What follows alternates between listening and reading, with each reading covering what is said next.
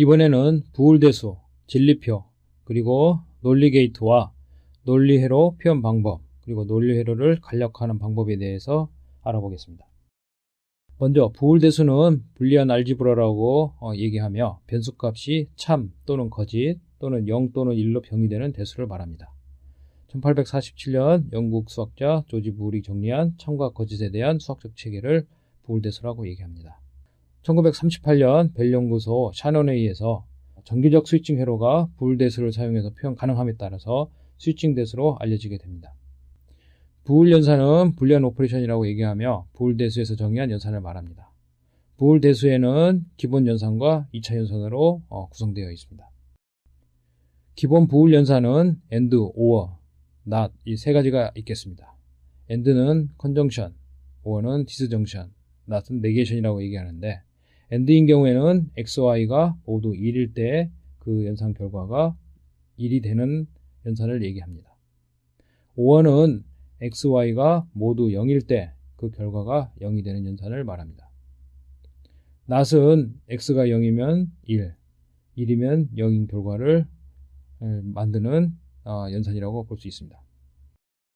각각의 and, or, not에 대한 심볼은 이와 같이 해시랄지 V자형, 그 다음에 이런 기역자 모양의 이런 기호를 사용해서 표시하고 있습니다. 좌측에 보이는 이 테이블은 진리표라 하는 건데요.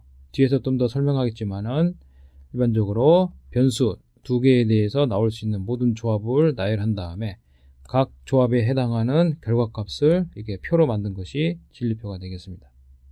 여기서 and와 or, 그 다음에 not에 대한 그 결과값을 이와 같이 표시할 수 있습니다. 즉, and 연산 같은 경우에는 두 개의 입력 변수가 모두 1일 때만 1이고 나머지는 전부 0이고, or 연산인 경우에는 두 개의 인풋의 값이 전부 00일 때가 0이고 나머지는 전부 1이 되겠습니다. not 연산인 경우에는 각각의 값을 반대로 변환해주는 연산이 되겠습니다. 실제로 and, or, not 연산을 수식으로 표현하면 x 곱하기 y 또는 x 플러스 y 마이너스 xy 또 1만의 x로 표현할 수 있습니다. 즉 x가 1이고 y가 0인 경우를 대입해 보면은 x가 1이고 y가 0인 경우에 and 연산은 1 곱하기 0이 되겠습니다. 이것은 결과값이 0이 되겠죠. 이것은 실제로 x, y 값 중에서 작은 값을 선택한 결과하고 똑같습니다. or인 경우에는 마찬가지로 1과 0을 대입해 보면은 1 더하기 0 곱하기 1 곱하기 0이 되겠습니다. 1 곱하기 0은 0이니까 0이 없어지고 이 결과값은 1이 되겠습니다. 이것은 x, y 중에서 큰 값을 취하는 것과 결과가 같다고 볼 수 있습니다. not인 경우에는 1-x가 1이면은 이게 1이 되겠죠. 이건 0이 되겠죠. 그죠? 0인 경우에는 1-0이면 1이 되겠죠. 이와 같이 값을, 입력값을 뒤집는 이런 연산이 되겠습니다. 이 연산은 뒤에서 돈모르간 치어렘이라고 해서 다시 설명드리겠지만은 x와 y의 and는 x와 y의 not를 한 결과를 oring한 경우, oring한 결과값에 다시 not를 한 것과 같다. 즉, and 연산을 or로 표시하는 방법이 되겠습니다. 마찬가지로 or 연산을 and로 표시할 때 이와 같이 변환할 수 있다는 얘기가 되겠습니다. 다음은 부울 2차 연산에 대해서 알아보겠습니다. 부울 2차 연산에는 이와 같이 세 개를 생각할 수 있는데요. 첫 번째가 material implication입니다. 이 연산은 x가 1이면 결과는 y를 따르고 x가 0이면 결과는 1인 연산이 되겠습니다. 두 번째는 exclusive or라고 해서 x, y가 서로 다른 값을 가지면 이를 결과로 취하는 연산이 되겠습니다. 세 번째는 equivalence 연산이 되겠는데 x와 y가 같은 값을 가질 때 1인 연산이 되겠습니다. 이 equivalence 연산은 exclusive or의 보수가 되겠습니다. 즉 exclusive no가 되겠습니다. 각각을 표시하는 연산을 표시하는 기호는 이와 같이 화살표, 이와 같이 십자마크, 그 다음에 3개의 이퀄 사인으로 표시하고 있습니다. 각각에 해당되는 불연산은 이와 같이 다른 형태로 표현할 수 있겠습니다. 우측에 있는 이 표는 각 머티리얼 임플리케이션, 익스클루시브와 이퀴벌런스에 대한 결과값이 되겠습니다. 인풋 변수 XY에 대해서 각각의 컨비네이션에 대해서 머티리얼 임플리케이션 같으면 X가 1인 경우에는 Y 그대로 따릅니다. X가 1인 경우에는 Y 값을 그대로 따르게 되죠. 이렇게. 그리고 X가 0이면은 무조건 1이 됩니다. 그리고 익스클루시브 OR 같은 경우에는 X, Y가 서로 다른 값, 즉 1, 0, 0, 1일 경우 다르게 되죠. 이 경우에는 1이고 서로 같은 경우에는 0이 됩니다. 이퀴벌런스는 익스클루시브 OR의 반대가 되겠죠. 서로 같은 경우에는 이퀴벌런트한 경우에는 1로 표시되고 다른 경우에는 0으로 표시되는 연산이 되겠습니다. 다음은 부을 법칙을 설명하도록 하겠습니다. 여기서 더하기는 오어링을 의미하고 점은 도트는 엔딩을 의미하게 되어 있습니다. 각각에 대해서 x에 대해서 입력 변수에 대해서 0을 오어링 하면은 원래의 입력 변수 값이 된다. 또는 2를 엔딩한 경우에는 본래 값이 된다. 이외에도 2를 오어링 하게 되면 항상 1이 된다든지 0을 엔딩하면 항상 0이 된다든지 다양한 케이스에 대해서 이런 간단한 부을 법칙을 유도할 수 있겠습니다. 이러한 부을 법칙은 실제로 여러분들이 나중에 로직 퀘러를 간략화한다든지 최적화할 경우에 유용하게 사용할 수 있겠습니다. 다음은 여러분들이 잘 알고 있는 교환 법칙, 결합 법칙, 배분 법칙을 똑같이 부을 법칙에서도 적용할 수 있다는 것을 보여주고 있습니다. 마지막에 있는 요 두 개는 실제로 뒤에서 설명할 드모르간 법칙에 해당한다고 볼 수 있습니다. 드모르간 법칙은 논리 곱, 논리 합, 부정 연산 간의 관계를 정리한 법칙입니다. 논리 기호를 사용해서 표현하면은 이와 같이 오어링한 결과값을 네게이션 하게 되면은 각 변수를 네게이션한 결과값을 엔딩한 것과 같다. 즉 엔딩을 5어로 변환한다든지 5를 엔딩으로 변환하는 관계를 보여준 그림입니다. 벤 다이어그램을 사용한 표현을 보면은 즉 P와 Q를 오어링한 것은 이 녹색 라인이 되겠죠. 녹색 영역. 이것의 인버전은 이 부분은 그죠? P를 인버전한 부분 전체가 이거가 되겠죠. 그거와 Q의 인버전한 부분, Q가 아닌 나머지 부분을 엔딩한 결과는 이거가 되겠죠. 이 부분. 이와 같이 표현할 수 있다는 거죠. 그래서 이러한 드모르간 법칙을 시각적으로 표현하는 방법으로 이 벤 다이어그램이 유용하다고 할 수 있겠습니다. 드모르간 법칙을 집합기호를 사용해서 표현하면은 이와 같습니다. 교집합과 합집합으로 표현될 수가 있고 논리 회로를 사용해서 표현한다면은 이와 같이 되겠습니다. 더하기하고 이와 같이 에스터리스크를 사용한 엔딩을 표현하는데 일반적으로 이런 에스터리스크보다는 이 도트를 사용해서 엔드를 표현하는 경우가 더 많습니다. 다음은 부울 방정식을 설명하겠습니다.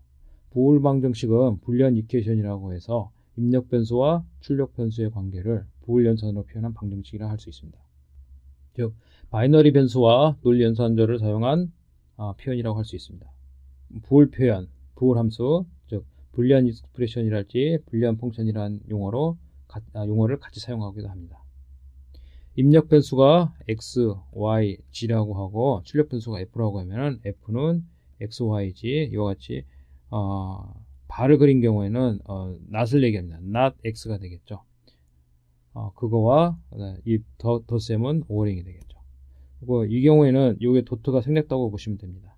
즉 x를 not한 것, 인버전한 것을 y와 z로 엔딩하고 그 결과들 또는 x를 바하고 g를 바한 것을 y와 엔딩한 결과값, 그 다음에 x와 g를 엔딩한 결과값을 이 세 개의 텀을 오어링하는 이런 결과를 얻을 수가 있겠습니다. 다음은 진리표입니다. 트루스 테이블이라고 하는데 앞에서 조금 언급을 했지만은 다시 한번 정의를 하면은 진리표는 논리 변수들의 변수값들의 조합과 각 변수값 조합에 대한 논리 연산 결과값을 정의한 표가 되겠습니다. 엔드 연산과 오어 연산, not에 대한 진리표를 이와 같이 정리할 수 있습니다. 즉 연산의 변수, 이 변수의 값에 대해서 결과값을 다시 정리한 것이 되겠습니다. 이 입력값의 컨비네이션, 조합은 입력값의 비트수에 비례한다고 볼 수 있겠습니다. 입력수의 비트수가 증가하면은 이 테이블의 사이즈는 훨씬 더 커지게 되겠죠. 이 경우에는 각각 입력 변수 x와 y가 한 비트만을 취할 경우에 표시한 진리표가 되겠습니다. 마찬가지로 5A인 경우는 역시 x와 y가 0,0일 때만 0이고 나머지 전부 1, 인버전일 때는 이와 같이 표시할 수 있습니다. 이 진리표는 방금 말씀드린 것과 같이 x와 y가 원빗인 경우에는, 한 bit인 경우는 이와 같이 간단히 표시되지만은 만약 x가 2bit이고 y가 3bit인 경우에는 진리표는 이 두 개를 합친 5bit, 즉 5bit으로 표현되는 모든 컨비네이션인 경우에는 2의 5승이 되겠죠. 그래서 이 입력 변수가 증가한다든지 입력 변수를 표현하는 이 비트 수가 증가하게 되면은 이 트루스 테이블, 즉 진리표를 사용해서 하는 것이 상당히 번거롭게 됩니다. 다음은 논리 게이트에 대해서 설명하도록 하겠습니다. 논리 게이트는 로직 게이트라고 얘기하며 기본 부울 연산을 구현한 전자 회로를 얘기합니다. 실제로 트랜지스터를 사용한 직접 회로 형태로 구현되고 있으며 그래픽 심볼로 표시합니다. 그래서 엔드 게이트, 즉 이와 같이 둥그렇게 원으로 표시된 게 엔드 게이트가 되겠고, 난드 게이트는 엔드 게이트의 출력 부분에 이렇게 버블을 추가한 것이 되겠습니다. 오어 게이트 역시 마찬가지로 이런 라운드, 둘 다 이거 차이 보시면 아시겠지만은 그림상으로 보면 인풋 사이드에 이렇게 호가 그려져 있습니다. 노어 게이트는 마찬가지로 오어 게이트의 출력단에 버블이 붙어 있는 경우가 되겠습니다. 익스클루시브 오어 게이트는 인풋단에 라인을 하나 더 추가한 것이 되고, 낫 게이트 또는 인버터는 이와 같이 삼각형의 버블을 추가한 것이 되겠습니다. 이번에는 타이밍 다이어그램에 대해서 알아보겠습니다. 타이밍 다이어그램은 시간에 따른 입력 신호와 출력 신호의 변화를 보여주는 그래프를 말합니다. 일반적으로 가로축은 시간을 의미하고요. 시간을 의미하고, 세로축은 입력 또는 출력 신호의 전압 전류의 파형을 표시한 것이 되겠습니다. 이와 같이 입력 XY에 대해서 값이 변화가 시간 축상에 대해서 0, 0, 0, 1, 1, 0, 1, 1 이와 같이 변한다고 가정했을 때 각각을 파형, 웨이브폼으로 표시하게 되면 이와 같이 되게 되겠습니다. 여기에 따른 출력을 엔딩하는 경우, 오어링 하는 경우, 낫 하는 경우를 살펴보면 이와 같이 파형이 만들어지겠습니다. 즉 엔딩하는 경우에는 모두가 1, 1인 경우만 1이 되고 나머지는 전부 0이 되겠고, 오어링 하는 경우에는 0, 0인 경우만 0이고 나머지는 1이 되겠습니다. 이와 같이 각각 논리 연산에 따라서 이 출력되는 파형, 즉 웨이브폼이 형태가 달라지게 됩니다. 이와 같이 시간 축상에서 각각의 논리값의 변화를 표현한 그림을 타이밍 다이어그램이라고 합니다. 다음은 전파 지연에 대해서 알아보겠습니다. 입력 신호의 변화에 따른 출력 신호의 변화가 발생하는 시간 차이, 이걸 갖다가 전파 지연이라고 합니다. 게이트 지연, 즉 게이트 딜레이 또는 전파 지연, 프로퍼게이션 딜레이라고 얘기합니다. 실제로 이런 전파 지연은 논리 회로의 처리 시간 지연을 의미합니다. 예를 들어서 이와 같이 XY 두 개의 입력에 대해서 출력, 엔드 출력은 이론적으로는 이와 같이 신호의 변화에 따라서 즉각적으로 반응을 하게 됩니다. 즉 0, 0인 경우에는 0, 0, 1인 경우에는 엔딩을 하게 되면 0이 되겠죠. 1, 1인 경우에 값이 출력 값은 1로 이렇게 올라가게 됩니다. 이것은 이 출력 형태는 이론적인 거지 실제적으로는 그렇지가 않습니다. 실제적으로는 엔드 게이트를, 이와 같은 엔드 게이트를 통과하는 이 입력 신호가, 인풋 신호가 이 게이트를 통과하는 시간이 필요하게 됩니다. 그리고 이 게이트에 통과하는 시간이 전파 지연이 되고, 이 전파 지연이 출력 신호, 즉 출력 신호에 그대로 반영되게 됩니다. 따라서 실제 출력은 이와 같이 값이 변하더라도 어느 정도 시간 간격을 두고 출력에 나타나게 됩니다. 즉 이론적으로는 이와 같이 여기서 바로 1이 돼야 되겠지만은 실제적으로는 이만큼의 시간 지연을 두고, 시간 간격을 두고 1로 올라가게 됩니다. 이와 같이 로직 게이트인 경우에 이런 게이트 지연은 피할 수가 없고, 로직 게이트를 그냥 로직만을 생각한다면은 이와 같이 값의 변화, 이런 커브를, 이런 것들을 생각할 수 있지만 실제적으로는 이런 시간 지연이 발생한다는 점을 꼭 기억하고 계셔야 됩니다. 또 하나의 관점은 이와 같이 인버터를 예를 들어서 설명할 수 있겠습니다. 이와 같이 인버터의 인풋이 이와 같이 변하고 아웃풋이 이와 같이 변한다고 가정했을 때 몇 가지 시간에 대한 정보가 있습니다. 즉, 이 그림에서 보다시피 이 그림은 이 앞에 긋는 그림과 같이 이렇게 사사면으로 되어 있습니다. 이것은 실제로 물리적으로 이와 같이 아주 날카롭게 올라가는 이렇게 스티프한 이 파형은 현실적으로 거의 불가능에 가깝습니다. 따라서 이런 신호보다는 현실적으로는 이 신호가 이렇게 급격하게 올라가지 않고 이렇게 완만한 이런 형태로 올라가야 됩니다. 이와 같이 이렇게 완만하게 올라가는 이런 커브를 이와 같이 간략화시켜서 표현하게 됩니다. 왜 그러냐면은 이렇게 올라가는 이 커브는 실제로 신호의 변화를 얘기하고 신호의 어떤 시간 지연을 의미하게 됩니다. 이런 시간 지연을 반영하기 위해서는 이렇게 급격하게 올라가는 파형 가지고는 설명하기가 쉽지 않습니다. 그래서 시간에 대한 분석을 할 경우에는 이와 같이 신호는 급격하게 올라가는 것보다 이렇게 기울기가 있는 사선을 통해서 표현하고 있습니다. 따라서 인풋 값이 급격하게 이렇게 변하지 않고 이렇게 완만하게 변한다고 가정했을 때 실제로 출력 값은 이와 같이 어느 정도 시간 지연을 가지고 변하게 됩니다. 값이 변할 시점은 여기지만은 출력 값이 변할 시점은 여기가 되겠죠. 실제로는 이 정도의 시간 지연이 있게 됩니다. 그렇지만은 여기서 하나 주의해서 보셔야 될 포인트가 이겁니다. 즉, 이 값이 이 하이에서 이렇게 로로 변할 때하고 로에서 하이로 변할 때 이게 시간차가 다릅니다. 즉, 로직 값이 하이에서 로로 떨어질 때와 로에서 하이로 올라갈 때 이 시간 지연이 서로 다릅니다. 그것을 구분해서 이와 같이 TPHL, 즉 하이에서 로로 떨어질 때 TP, 프로퍼게이션 딜레이인데 하이에서 로로 변할 때의 프로퍼게이션 딜레이와 TPLH, 로에서 하이로 변할 때의 시간 지연이 다르다는 의미로 이와 같이 별도의 표시 방법을 사용하고 있습니다. 따라서 이런 경우에는 프로퍼게이션 딜레이는 이 둘 중에 큰 값을 취하게 됩니다. 이번에는 논리회로 표현 방법에 대해서 알아보겠습니다. 논리회로는 논리회로 구성 요소들과 그들 간의 상호 연결 관계를 표현한 회로라고 할 수 있겠습니다. 논리회로 구성 요소는 조합회로, 순차회로로 얘기할 수 있습니다. 이러한 논리회로의 표현 방법은 첫 번째로 불리한 이퀘이션을 사용한 방법이 있겠고, 두 번째는 스케매틱으로 표현하는 방법, 세 번째로 HL 디스크립션을 사용해서 표현하는 방법이 있겠습니다.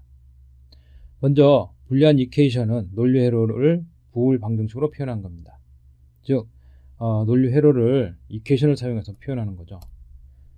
반면에 스케매틱은 논리회로 구성요소들을 그래픽 심볼을 사용해서 표현한 회로입니다. 즉, 논리회로를 그래피컬하게, 즉 그래픽으로 표현한 것을 스케매틱이라고 얘기할 수 있습니다.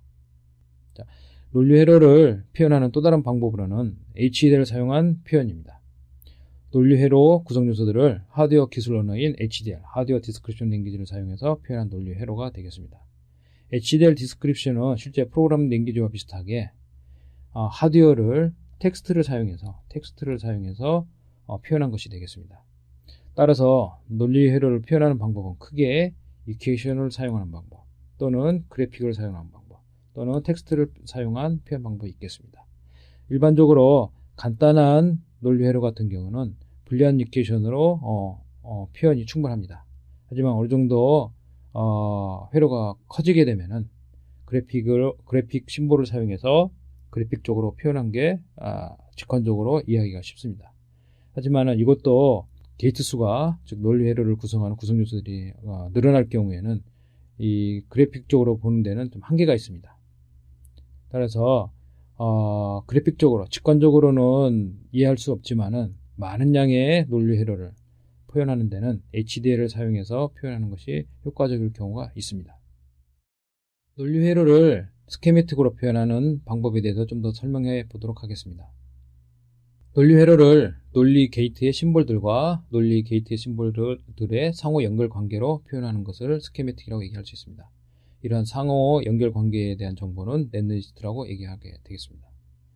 이와 같이 불리한 이퀘이션인 F equal XYZ, XYZ, 즉 인풋 버스가 X, Y, G의 컨비네이션으로 F의 출력이 결정된다고 가정했을 때 이 불리한 이퀘이션을 로직 심볼을 사용해서 표현하면 이와 같이 됩니다. 이 각각은 인버터, 즉 낫 게이트의 심볼이 되겠고 이것은 엔드 게이트의 심볼이 되겠죠. 이것은 오어 게이트의 심볼이 되겠죠. 이 오어 게이트의 인풋이 엔드 게이트의 출력과 연결되어 있습니다. 이와 같이 게이트와 게이트 사이에 입출력 관계를 규정하는 것, 연결하는 것을 네트라고 얘기하고 이 회로에 들어가 있는 이런 네트에 대한 정보를 모아놓은 게 넷리스트가 되겠습니다.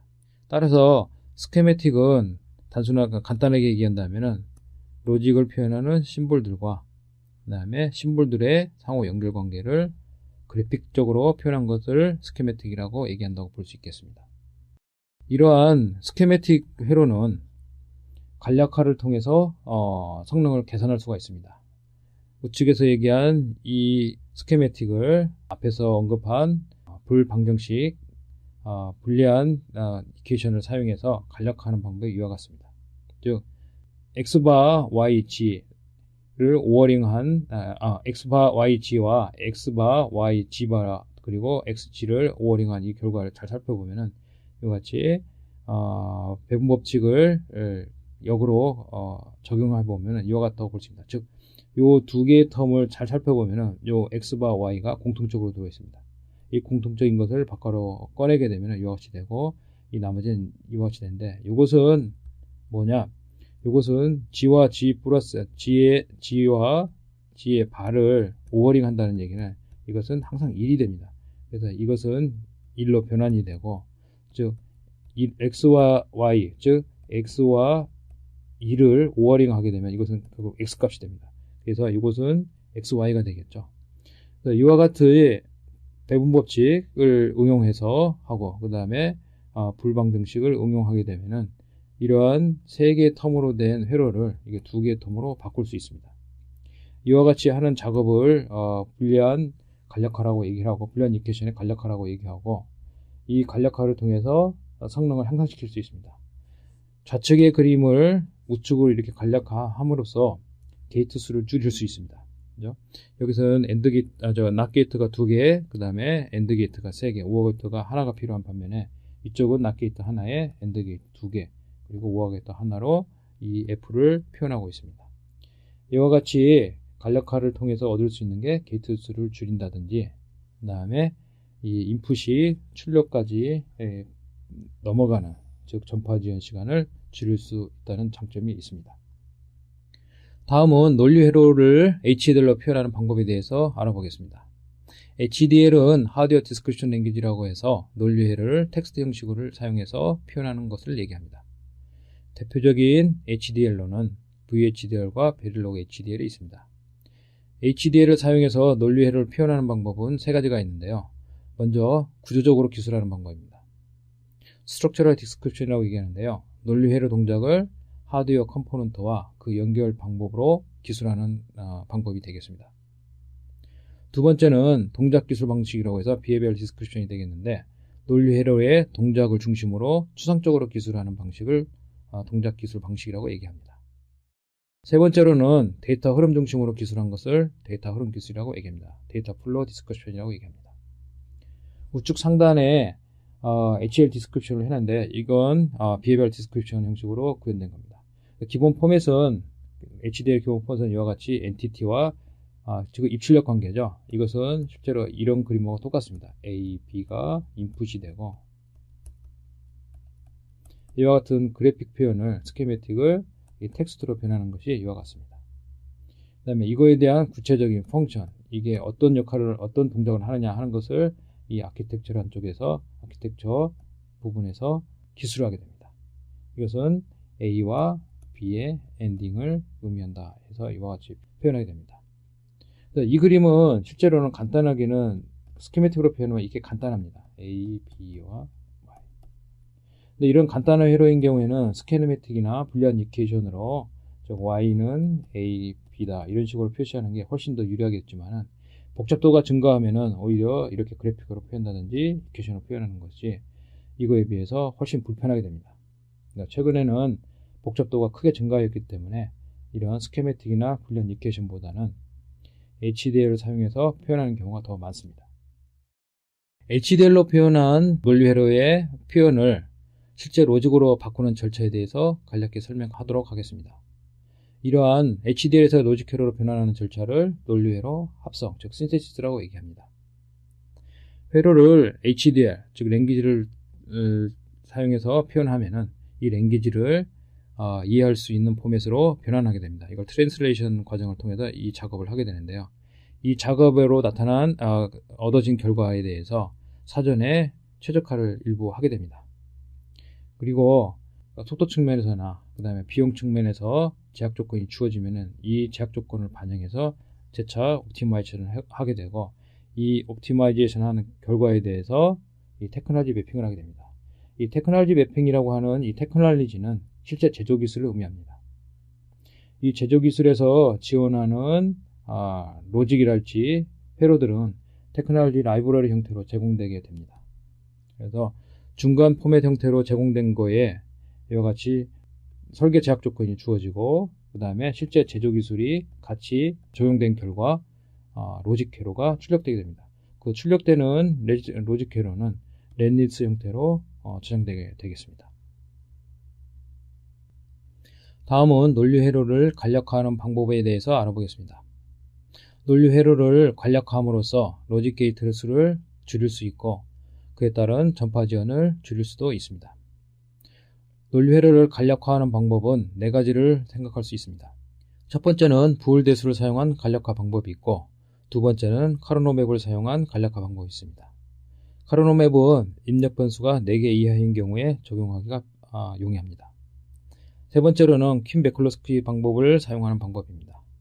이 방법은 카르노맵보다는 더 많은 입력 변수에 적용할 수 있지만은 결국에는 입력과 출력 변수의 개수에 제한이 있게 됩니다.